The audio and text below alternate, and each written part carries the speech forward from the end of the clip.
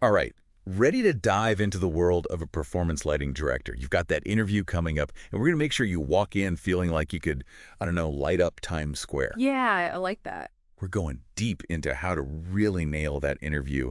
And for that, we've got RoleCatcher's Performance Lighting Director guides, both the career guide and their interview guide.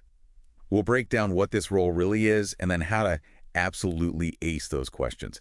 And of course, no deep dive would be complete without exploring how RoleCatcher's AI can help you craft the perfect answers. I think it's really interesting, this field, it's this fascinating blend of artistry and technology and really understanding that blend. That's really key to really shining in this role. Yeah, totally.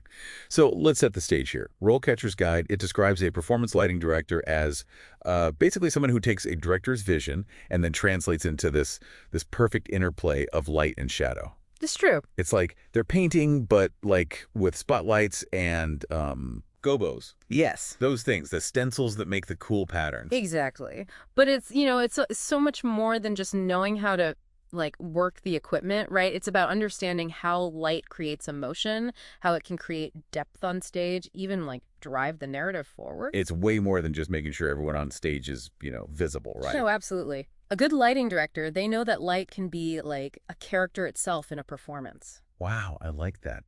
So it could really change how the audience experiences the story then. Totally. Yeah.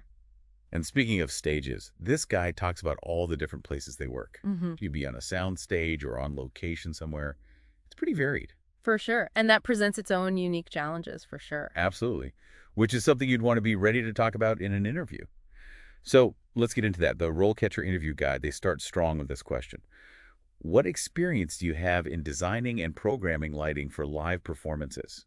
A classic. And they ask it for a reason. They want to see your practical experience, know. Right. But what if you're just out of school? You might not have a ton of experience yet, right? Well, that's where you have to get creative. Talk about any projects you worked on, student films, even if you volunteered for, like the lighting for a community theater production. Any of that is fair game. It's about showing them you understand the principles, even if you haven't worked on a huge production. Exactly. And that's what they're really looking for. Okay, that makes sense. And RoleCatcher, they suggest using the STAR method. So instead of just listing off things you've done. You're telling a story, but a concise story. That really highlights your skills. So instead of, I worked on a few college plays, it's, in my final year, I designed the lighting for our production of Macbeth. Something like that. It's even better. In my final year, I designed the lighting for Macbeth, and I focused on using really contrasting light and shadow to emphasize the themes of ambition and deceit. Oh, wow, that's really good. It's way more impactful, right? Right. You're analyzing your work, not just listing it off. I like that a lot. So it's all about showing them you really understand the why behind the what. Yeah, exactly. And that ties into another question from the guide. How do you approach creating a lighting design that enhances the mood and atmosphere of a performance? So it's like they're asking, how do you make the audience feel something with your lighting? Exactly. Do you want them to be scared, intrigued, joyful? And then you show them, how to do that with lighting.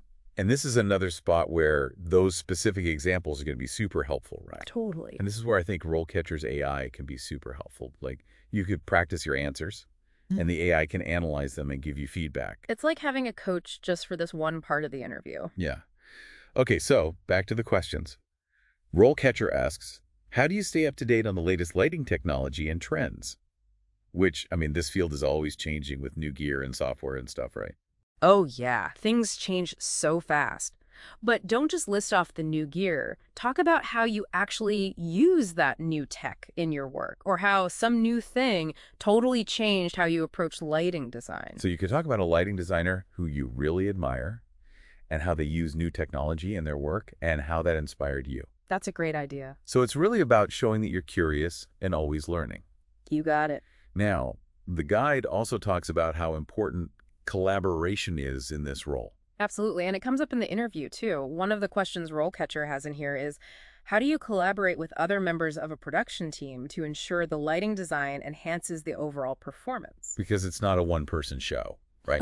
Like, how do you show them you can work with the director, the set designers, even the sound crew, and make sure everyone's on the same page? Yeah, it's about communication and listening. Share a time when you had to, I don't know, incorporate feedback, maybe adjust your vision a little bit, because that's going to happen. Oh, for sure. Like maybe you had this grand idea for a really dramatic lighting change, but then the set designer points out that it would clash with a key prop or something. Exactly, yeah. And how did you work around that? Did you find another way to do it? Did you come up with a different idea that worked even better? See, I like that. You're showing them you can be flexible and work with other people's ideas. Exactly, that's what they want to see. And I bet this is another place where RoleCatcher's AI could be helpful, right?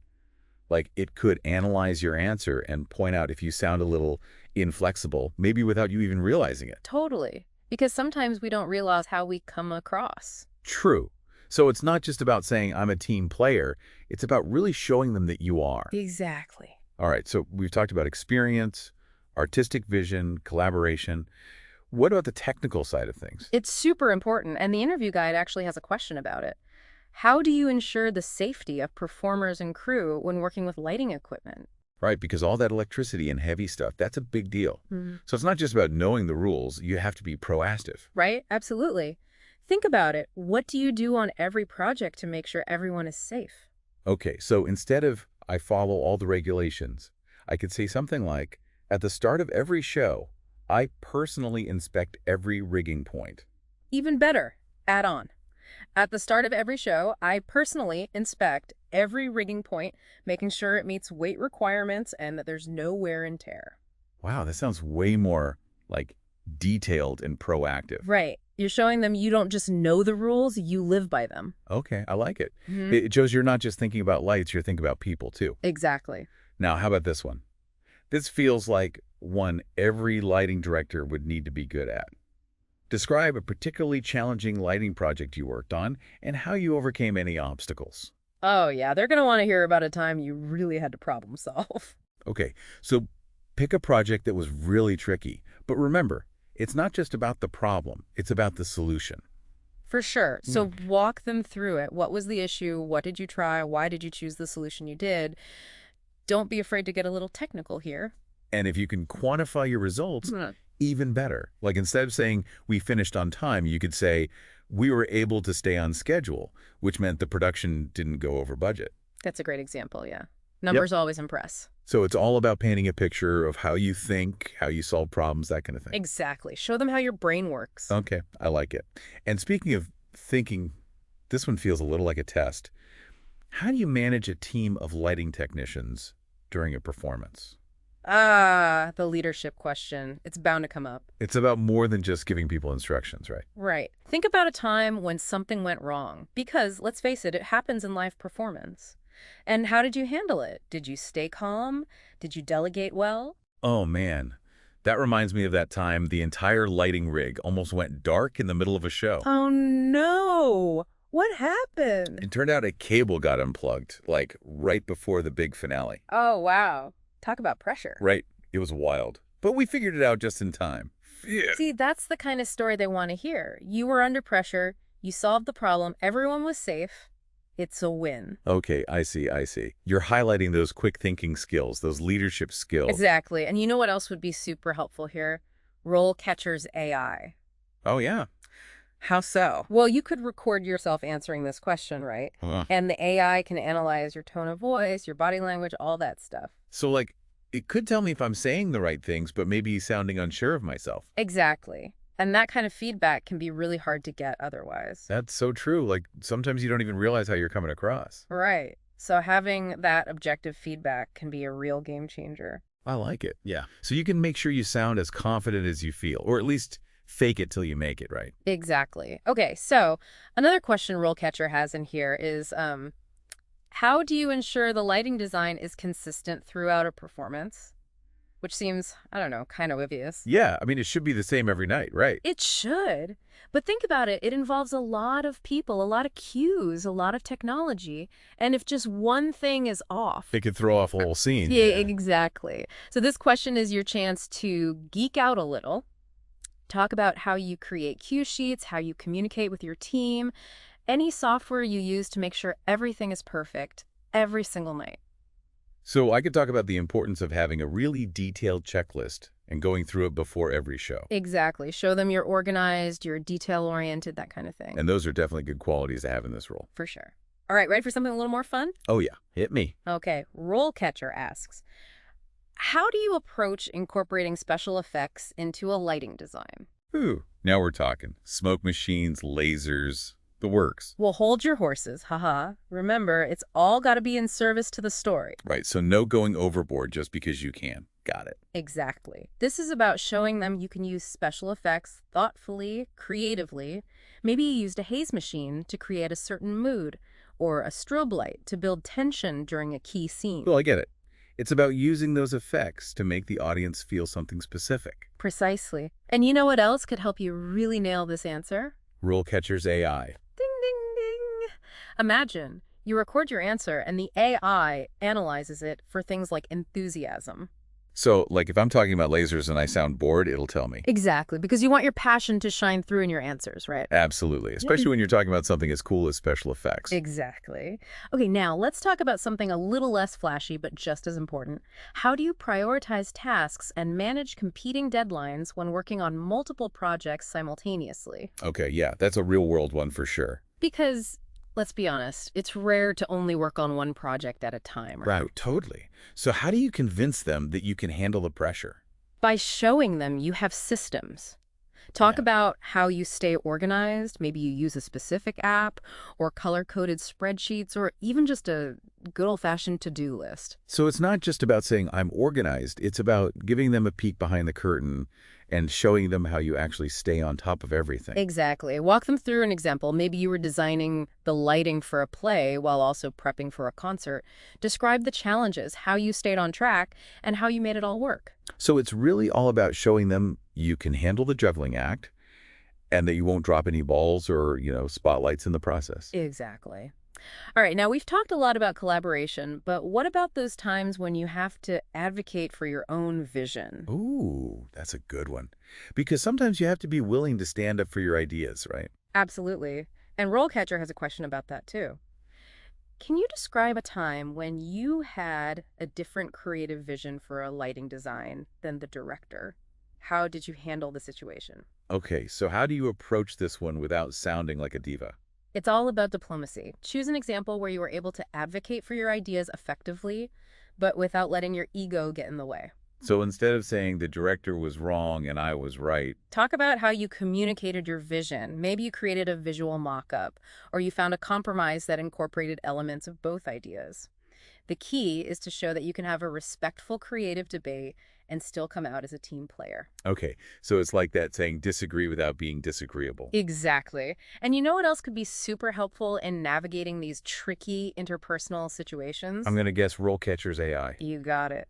Their platform can analyze your responses for things like tone and word choice, helping you ensure that you're coming across as confident but collaborative. So it's like having a personal communication coach in your back pocket. Exactly. And speaking of having a secret weapon, let's not forget about all the other ways that RoleCatcher can support you throughout this interview process. Oh yeah, we haven't even touched on all the features in their platform. It's like having a whole toolkit specifically designed for acing this interview. Totally. And we've just scratched the surface with these sample questions. They have tons more, along with detailed insights and strategies for crafting killer answers. So it's like having a backstage pass to interview success. Exactly. All right, you ready to tackle one final question that often trips people up? It's the one everyone dreads, the salary question. RoleCatcher even calls it out in here. What are your salary expectations? Oh, yeah, that one can be tough. Yeah, because you don't want to undervalue yourself, but you also don't want to, scare them off. It's a delicate dance for sure. But the key is, like we talked about before, be prepared. So do your research. Exactly. Know what other people in similar roles with your level of experience are making in your area. Well, good point. Location matters a lot for salary. Oh, absolutely. Luckily, RoleCatcher has tools to help you figure all that out. They do. Yeah, they have salary data specifically for performance lighting directors. Super helpful. So you can go in there knowing what a reasonable range is. Right. And then when they ask, you're not just throwing out a number, you can back it up. So instead of, I'm hoping for around this much. It's based on my research and experience, I'm targeting a salary range of, whatever that range is. I like it's confident, informed, and realistic. Exactly. And be ready to talk about why you deserve that range. What makes you stand out? Good point. Maybe you're really good with a certain software that's in high demand. Or you've consistently brought projects in under budget. That's valuable. Yeah, it's all about knowing your worth. And being able to articulate it clearly. And guess what else could help you practice those salary conversations? I'm sensing a theme here. Is it RoleCatcher's AI? You know it. It's like having a career coach in your pocket. Seriously. Okay, so we've covered a lot in this deep dive. We really have. We talked about what a performance lighting director actually does, all those tricky interview questions. And how to answer them in a way that really showcases your skills and experience. Then, of course, how RoleCatcher can help you prepare every step of the way. It's really an amazing resource, honestly. Yeah, definitely check them out if you're serious about this career path. Absolutely. So, what are we leaving our listeners with today? I think the biggest takeaway is if you're passionate about the power of light, how it can tell stories, create emotions, this could be an amazing career. It's a lot of work for sure, but also incredibly rewarding. Totally. And with the right preparation and maybe a little help from our friends at RoleCatcher, you'll be ready to step into that spotlight and shine. That's all for today's deep dive. Until next time, stay curious, stay creative, and keep reaching for those bright lights.